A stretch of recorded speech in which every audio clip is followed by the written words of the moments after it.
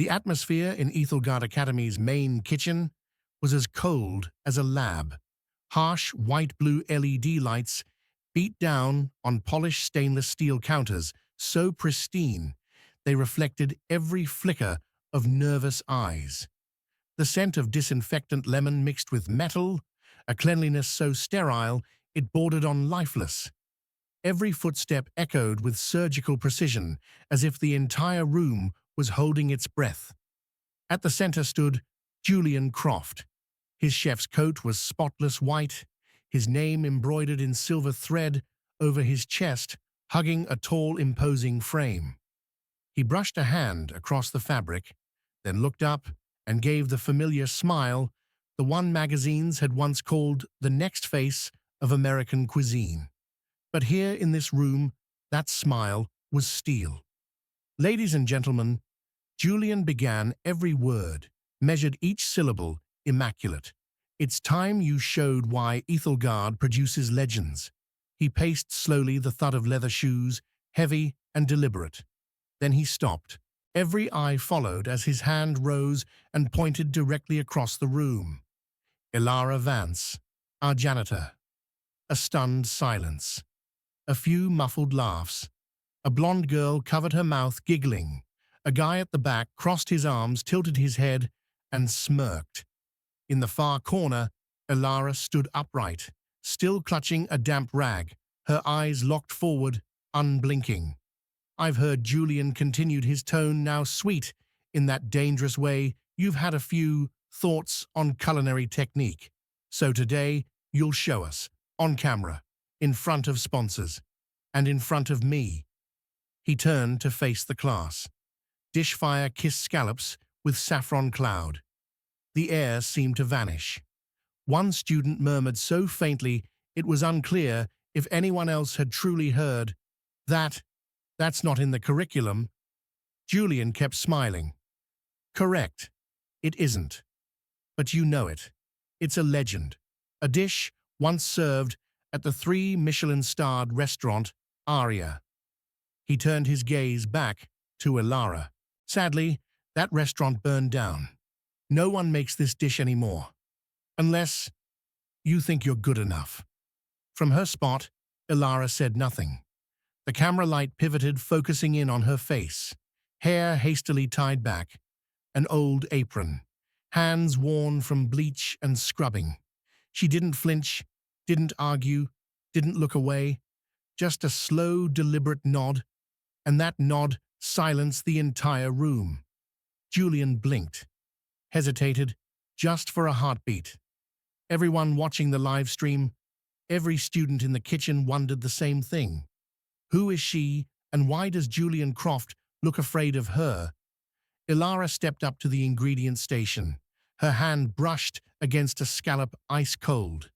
A shiver ran down her spine. Cold, just like the doorknob that night.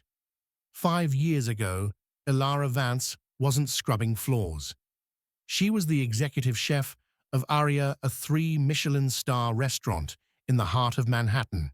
Each night, under warm, golden lights, her kitchen was a symphony where every movement had purpose, every flavor a soul. The sizzle of butter in cast iron, the clink of wine glasses, the soft laughter of diners tasting the fire-kissed scallop. Those were the moments Elara lived for, and Julian Croft was her student, a hungry young man with eyes that burned like fire. She remembered the nights they stayed long past midnight, her hands guiding his, showing him how to feel temperature with his palm, how to craft a saffron cloud using hand-whipped emulsions, a near-forgotten technique. "I want to be like you, Julian," once said, voice trembling with emotion. Someday. She had smiled and nodded. She believed him. She trusted him. She gave him everything secrets earned through sleepless years and sacrifices too many to name. Then came that night, a faint smell of gas, subtle but unmistakable to a seasoned chef. The flick of a lighter, then the blast. Flames roared red, furious. Staff screamed. Cook shouted, Elara dragged them out one by one, never once thinking of the recipe notebook she'd left on the counter. As the fire consumed the kitchen, she stumbled back, breathless. And then she saw him, Julian, standing across the street, in the shadows, watching her, not running to help, not calling out. The fire's glow lit his face, no fear, no worry, just an expression unforgettable, a flicker between guilt and something far colder, satisfaction. A week later, he unveiled the ember-kissed scallop at the grand opening of his new restaurant. Same recipe, same technique, but under his name. The headlines exploded, Aria destroyed due to executive chef Elara Vance's negligence. Julian Croft, young prodigy, rises from the ashes of tragedy. No one asked about Elara again. She vanished, withdrew from the spotlight, from the culinary world, from every place her name had once meant something. But she didn't quit. She entered Aethelgard not to relearn, but to wait for this moment, one last time. Not for fame, not for revenge, just to cook her dish, in front of the man who stole it. The week before the exam felt like a slow, grinding torture, not because of the labor, but because of Julian Croft's eyes. He knew who she was, and he was determined to remind her who held the power now. Vance Julian's voice cracked through the kitchen like a whip on cold stone. Stain under the sink. Or do you think you're too special to pick up a mop? The class burst into laughter. A bleach-blonde girl shot Elara a look of open disgust. "Careful there, chef lady," she sneered. "Wouldn't want the oven getting dirty again, would we?" Then she dumped an entire tray of overbaked croissants onto the floor shards, scattering at Elara's feet. Elara knelt, picked up the pieces, and said nothing. The bullying was never loud, but it was constant, petty, relentless. One day, her mop went missing. Next, someone spilled coffee on the freshly washed apron she'd hung to dry. Always an accident, always someone else. Elara never complained, never reacted, but someone noticed. Miguel. He was Aethelgard's longtime kitchen manager. Skin, sun-worn hair, graying hands, tough as weathered oak hands that had seen thousands of dishes and just as many inflated egos. He didn't speak much, but he saw. He saw how Elara stacked plates, not rushed, not clumsy, deliberate, like someone who used to run a kitchen.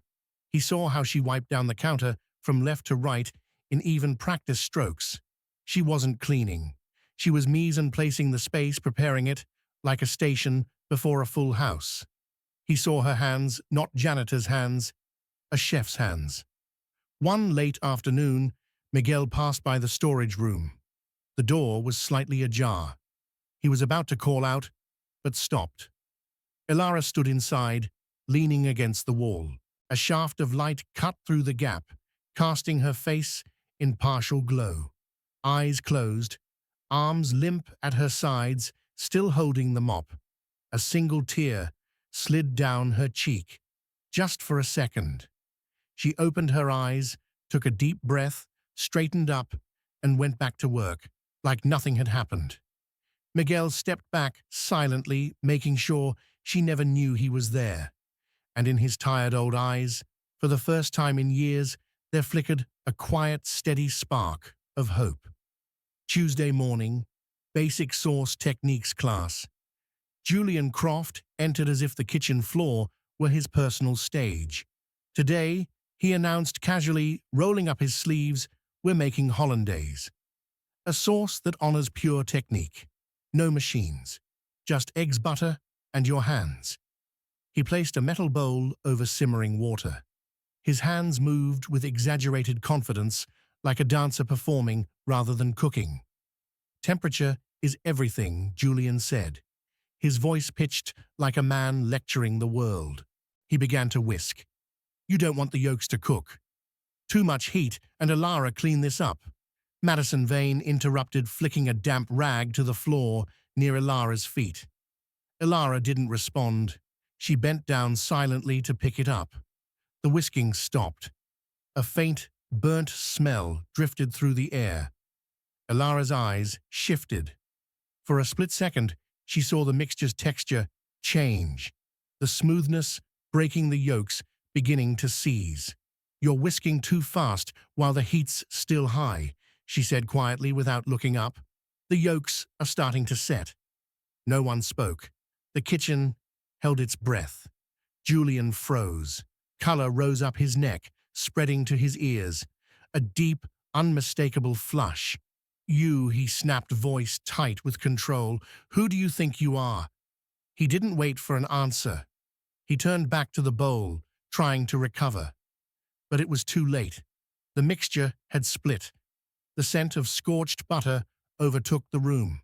A student whispered, "First time I've seen him mess up."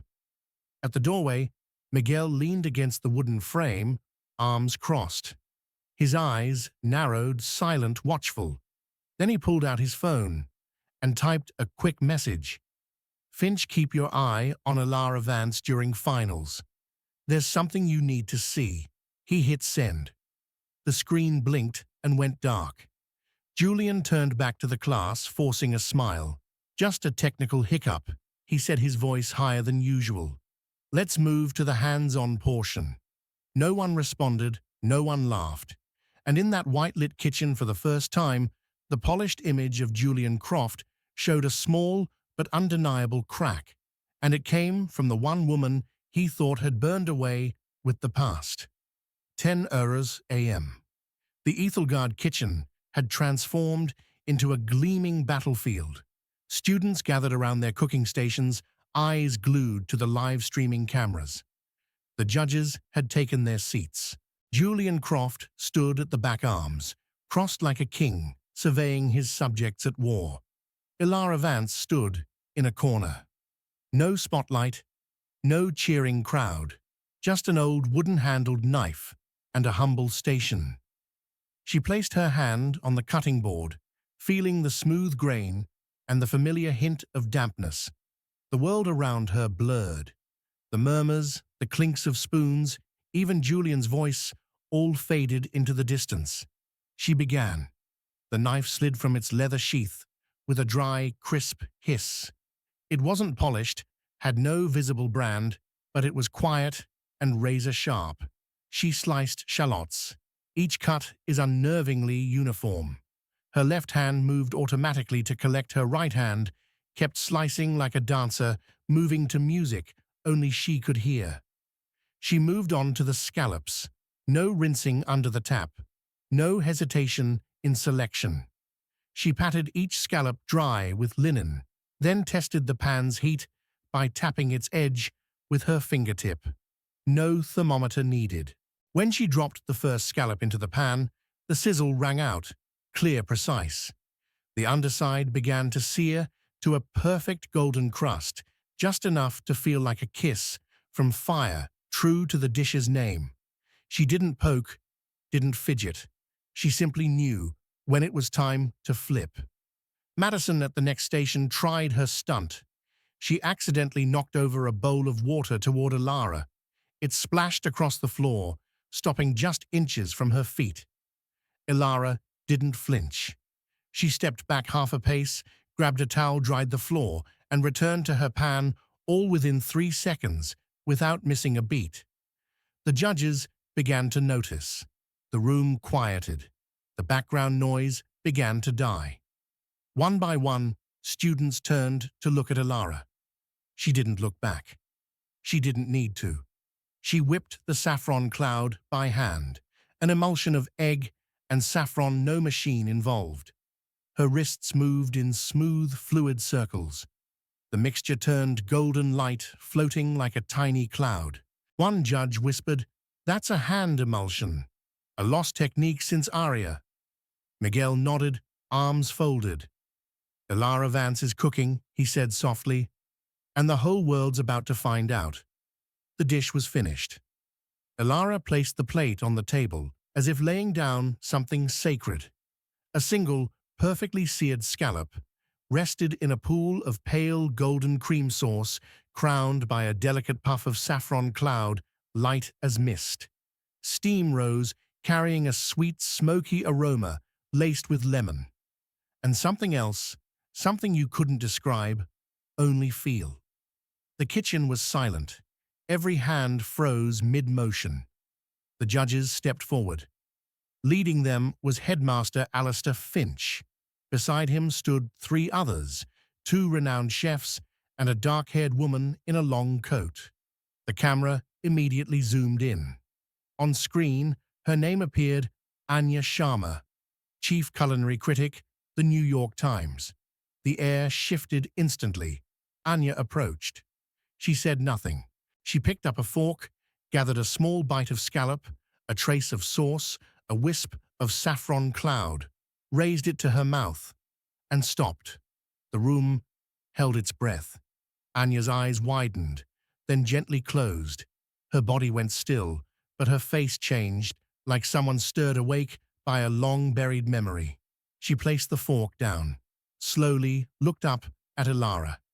"This recipe," Anya said softly but clearly, "this flame-searing technique, I've tasted it only once, at Aria, before the fire." Julian shot up. "That's impossible. She stole that recipe. I'm the one who's silence." Anya's voice cut clean. Her eyes were sharp as knives. "She didn't steal anything. This is the dish of the person who created it. I'd never forget that taste." She turned back to Ilara. "Chef Ilara Vance. No one else could have made this." A wave of whispers rolled through the room. Students murmured. Cameras zoomed in on Julian's face, pale eyes darting desperate for denial. Ilara didn't move. For the first time, she lifted her head and looked Julian in the eye. Her voice was calm, almost gentle. "You can't steal something you never truly owned, Julian. I created it. With these hands, and you know that." Julian took half a step back. He had nothing left to say.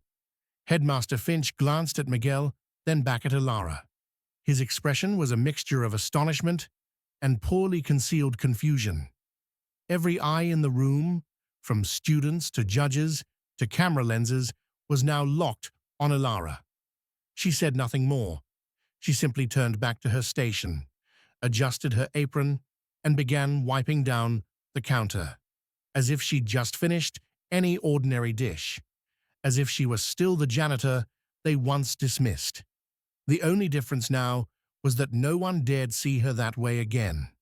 The next morning, the inboxes of every Aethelgard student and faculty member pinged with a coldly titled email, "Julian Croft. Termination of teaching contract, effective immediately. No explanation, no justification. Just one sentence from Headmaster Finch. But everyone knew why. By noon, the video of the final exam was uploaded to the Academy's homepage as usual for sponsors and promotion. But this time, it wasn't like the others. Within 3 hours, food blogs began to repost it. One article from the Gilded Fork went viral, "A Forgotten Chef, a Spectacular Return," and the fall of Julian Croft. The hashtag Ilara Vance exploded across platforms. On Tuesday, students shuffled into class in silence. No one mentioned the exam. No one dared look Ilara in the eye. She cleaned as she always did. As she walked down the hall, a group of students quickly stepped aside. A young man, one who once laughed loudest when Julian called her the janitor, quietly placed a bottle of water on her station and walked away without a word. Madison Vane sat hunched over a table in the break room, eyes red. Her social media accounts had been temporarily locked due to waves of backlash. At the end of the shift, she approached Ilara's station, holding a tray of warm pastries. She set them down, avoiding Ilara's gaze. "It's not an apology," Madison said softly. "I just thought you might like them fresh." Ilara nodded. Not forgiveness, not resentment, just acknowledgement. Julian was never seen again. Rumors said he left the city. A short interview surfaced on a small magazine site where he tried to defend himself, claiming it was all a misunderstanding, that Alara had no proof. But no one cared anymore. His reputation evaporated faster than that failed source on exam day. At the academy, Ilara was called into Headmaster Finch's office. "We owe you an apology," he said genuinely, "and an opportunity." He handed her a sealed envelope, Aethelgard's crest, embossed in gold. "We'd like you to stay as creative director of our new culinary curriculum." Ilara looked at the envelope for a long moment, then gently slid it back toward him. "Thank you, but I'm not rebuilding my life on the same broken foundation." That afternoon, as Ilara cleaned her station one last time, no one said a word. No one clapped, but every eye followed her with quiet respect. She didn't need to speak. She didn't need to stand in a grand hall and explain. Her victory wasn't in recognition. It was in the truth made visible, and in staying true to herself even when the world tried to crush it. 1 week later, the front courtyard of Aethelgard Academy shimmered in the morning sun. Ilara Vance stepped out with a small canvas bag slung over her shoulder. Not a knife roll, just a few personal items, a notebook, an old kitchen towel, and her familiar wooden-handled knife. She didn't look back. Behind her, the glass doors slid shut. No more noise, no more judgmental stares. Only the sound of her footsteps, steady, certain. A black Audi waited at the gate. A man in a simple button-down shirt stepped out from the driver's seat. He said nothing, just smiled and opened the door for her. Ilara smiled back. No dramatic hugs, no tears, no "I'm proud of you." Just the look between two people who had walked through the darkest nights together. He didn't ask if she'd won or lost. He didn't need to, because he was there from the start, when she had nothing, when she sat in silence in a small apartment, her hands raw from cleaning chemicals. He didn't rush her, didn't try to lift her. He simply waited. And now he was still there, ready to begin again together.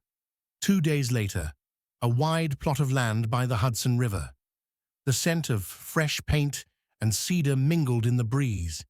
The sounds of hammers, saws, and distant voices echoed off the scaffolding. A building was taking shape, exposed brick walls, high ceilings, large glass windows, catching the afternoon light. In the main space, a design board was spread across a long table. At the top of the blueprint, bold letters read, "Phoenix." Ilara stood in the middle of it all. Her hand rested gently on the table, her eyes scanning the details: an open kitchen, a small bar window seating with a view of the water. Every line on the page was a breath of new life. Not a replica of Aria, not a tomb for the past. Something entirely new, chosen by her, built by her. Headmaster Finch had once asked why she turned down Aethelgard. She had answered simply, "I'm not rebuilding my life on a broken foundation." The sun dipped behind the buildings. Light streamed through the glass, casting gold across her figure. Her hair lifted softly in the wind. Her fingers curled around the handle of the old knife. This time, the fire wouldn't come from destruction. It would come from her kitchen. A fire controlled, fierce, and completely her own. No longer stolen, no longer in need of proof. Just her whole free and stepping into something new. A new dawn. Ilara Vance's story isn't just a journey to reclaim her name. It's a powerful reminder that true worth cannot be burned away, stolen, or buried forever beneath the ashes of injustice. We live in a world where prejudice often clouds the truth, where the voices of the overlooked are drowned out by power and prestige. But Ilara didn't fight back with revenge. She didn't raise her voice in anger to demand justice. She chose silence. She chose work. She waited until the moment was right, and then she let her talent speak for itself. That kind of strength is rare, and it's worthy of deep respect. If you've ever been dismissed, misunderstood, cast aside because of your past, your mistakes, or simply because you didn't fit someone else's mold, remember, Alara, you don't need to shout to be seen. You just need to stand your ground, do what you do best, and never lose yourself. This story made me reflect on patience, on quiet dignity, and on the unseen wounds that shape who we really are. Sometimes the right path isn't fighting your way back to the old place. It's building something new, entirely your own. If Alara's story spoke to you, share it with someone who might need a little strength right now. And if you want to follow more stories that are raw, moving, and deeply human, stick with Toch Story. We don't just tell stories. We tell the ones that stay with you. See you in the next chapter.